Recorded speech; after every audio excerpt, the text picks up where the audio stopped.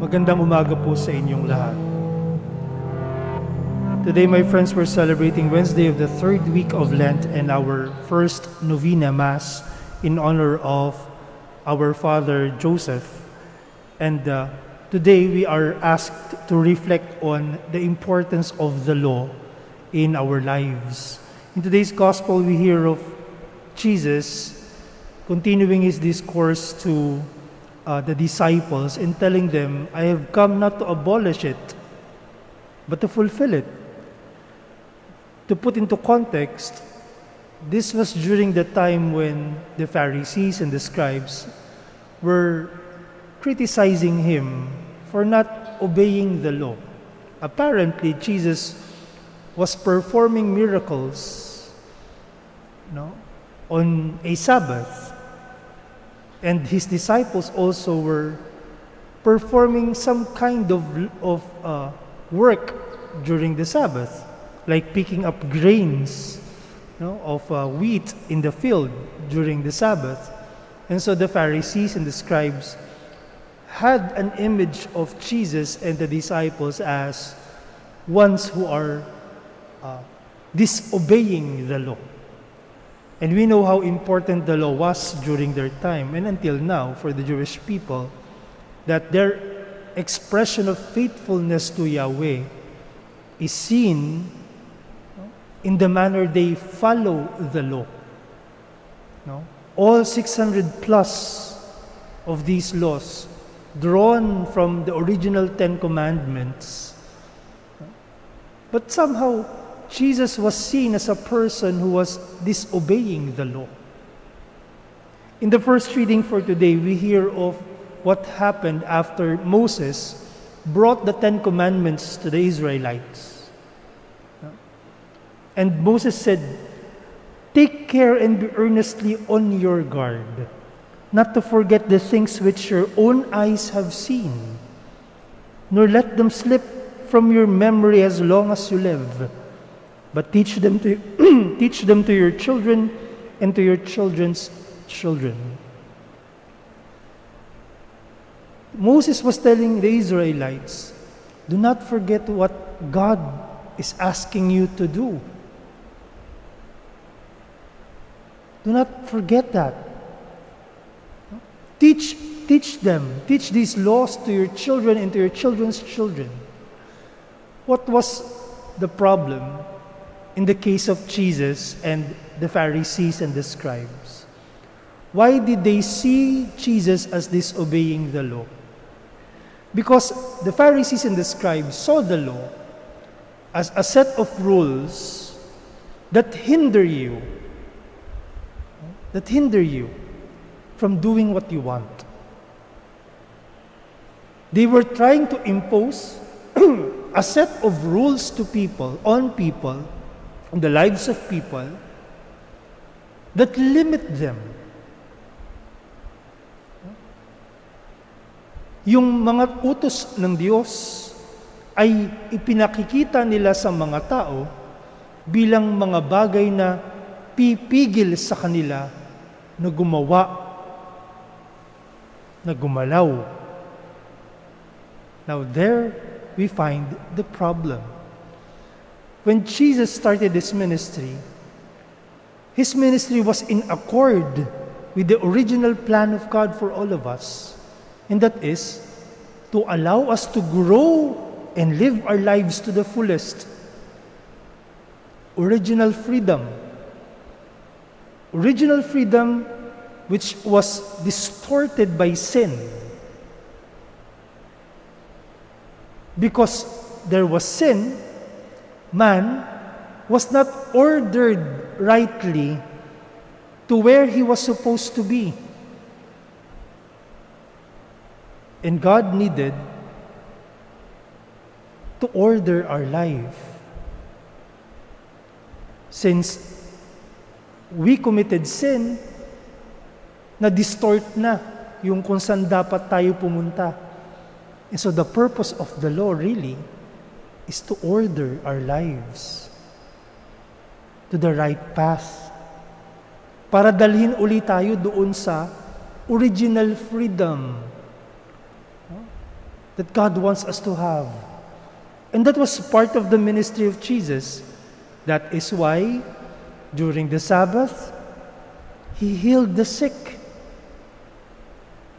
The sick who were impeded from performing worship of God.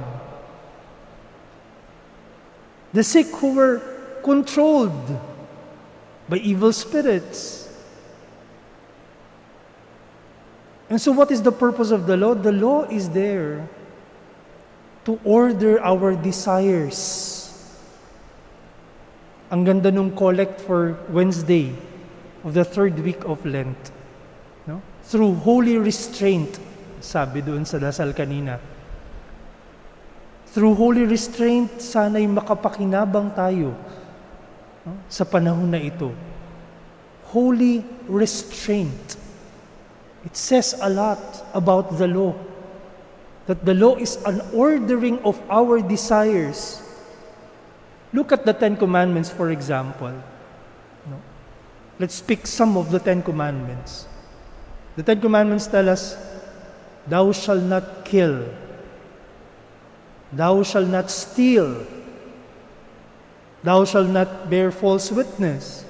Thou shalt not covet thy neighbor's goods. All these things mentioned in the Decalogue are in reference to human desires, which, because we are weak and limited, can be misdirected anytime. Just imagine, kung hindi kasama sa Ten Commandments at hindi sinasabi ng simbahan at hindi natin alam ang konsepto ng pagnanakaw bilang mali, anong gagawin natin kapag nakaramdam ka ng pagnanais sa isang bagay na hindi sa'yo? Kukunin mo na lang. Di ba? Dahil mayroong drive sa sarili mo, kukunin mo na lang. Akala mo, malaya ka kasi ginagawa mo yung gusto mo. Pero sa katotohanan, yung kagustuhan mo ang kumokontrol sa iyo.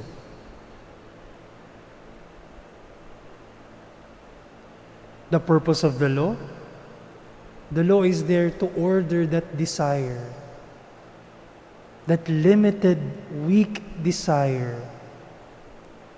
Now Jesus tells His disciples, I have come not to abolish the law, but to fulfill it. That means to correct the perception. To correct the perception. That's why the Pharisees saw Jesus as disobeying the law, or had the plan of abolishing the law, because they did not understand the law. The law must set you free. It sets you free. Pinalalaya ka nito.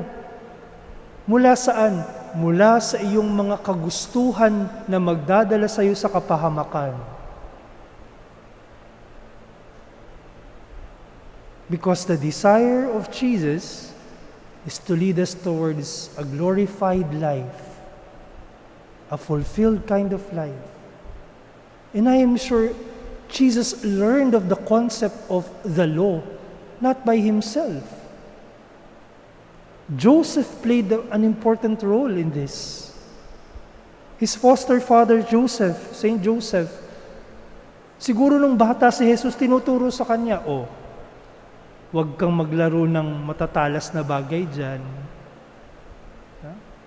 Huwag kang lalayo, dito ka lang. Huwag mong kukunin yung laruan ng kalaro mo, hindi sa'yo yan. Mga maliliit na bagay. Maliliit na bagay. Pero dahil sinanay si Jesus ni San Jose na kanyang ama-amahan, ay natutunan ni Jesus ang tamang konsepto at ideya ng kautusan. Because the law is an ordering of one's desires so that we may be free. It's not so much about self-determination, it's about real freedom. Real freedom. Let me end with this, as an example for us to reflect on. I started driving with a license 2009 2010 doon ako nagsimulang magmaneho ng may lisensya. Pero kailan ako natutong mag-drive? Natuto ako mag-drive grade 3 ako. Grade 3 ako. Dahil meron kaming kapitbahay na mayroong jeep, at kabarkada kalaro namin yung pamilya na yun. Tuwing gagarahe yung jeep, aabangan namin yan, ganitong oras, alas 5 ng hapon, babalik na yung jeep na yan, gagarahe na. Aabangan namin sa kanto. At pagkatapos ay, yung driver nila, isasakay kami. Tapos araw-araw, iba-iba na mga bata ang pauupuin sa tabi ng driver at tuturuan niya. Ituturo niya paano magmaneho. Ituturo niya yung mga dapat gawin at hindi dapat gawin. At sa loob ng ilang taon nang ginagawa namin yun, may nangyayaring pagkatuto sa sarili. May pagkatutong nangyayari sa sarili. Wala namang pinanganak na marunong na agad magmaneho. Now, when I drive my car, I follow rules, obey the laws, without even being disturbed by it. When you see a red light, you know you will stop. You have to stop. And you are not disturbed by it. You're free. Because you have formed that desire in you, ordered it correctly. Now replace driving with anything. And then look at your understanding of the law. Properties, money,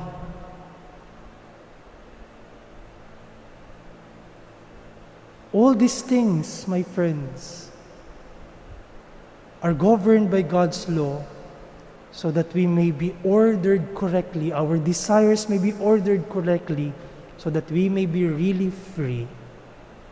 And so this season of Lent is a season of ordering our desires and newness of life which Jesus grants us through His death and resurrection is receiving a life that is free. Free from slavery to sin. Free from the desires that lead us astray. And so today, my friends, let us ask Jesus to help us so that we may share in that mission of fulfilling the law that may lead all of us towards His kingdom.